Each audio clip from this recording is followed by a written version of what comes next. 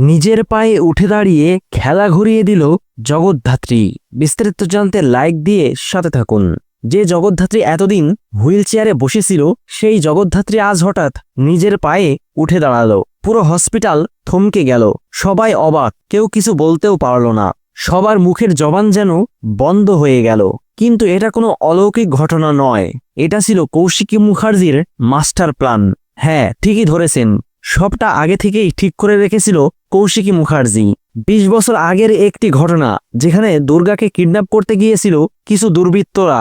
আর ঠিক সেই ঘটনা আবারও পুনরাবৃত্তি ঘটিয়ে হসপিটালের করিডোর থেকে জগদ্ধাত্রীর সামনে থেকে একটা শিশুকে তুলে নিয়ে যাওয়ার নাটক করা হয়। আর সেখানেই ঘটে এই চমকপ্রদ ঘটনা। জগদ্ধাত্রীর ভেতরে লুকিয়ে থাকা ঘুমন্ত প্রতিবাদ যেন জেগে ওঠে।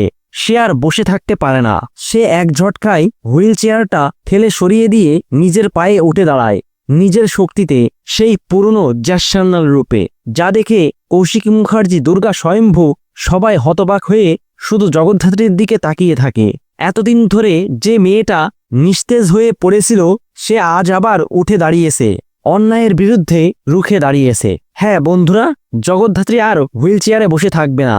সে এবার উঠে দাঁড়িয়ে আগুন ঝরা চোখ নিয়ে সমস্ত অপরাধীদের বিরুদ্ধে প্রতিবাদ করবে, নিজেই একা লড়াই করে ন্যায় অন্যায়ের বিচার করবে। হ্যাঁ বন্ধুরা, আর এই সমস্ত চমক দেখতে চোখ রাখুন জগদ্ধাত্রী ধারাবাহিকের আগামী পর্বগুলোতে। ভিডিওটি ভালো লাগলে লাইক ও শেয়ার করুন, আর চ্যানেলটিকে সাবস্ক্রাইব করে সাথে থাকুন। ধন্যবাদ।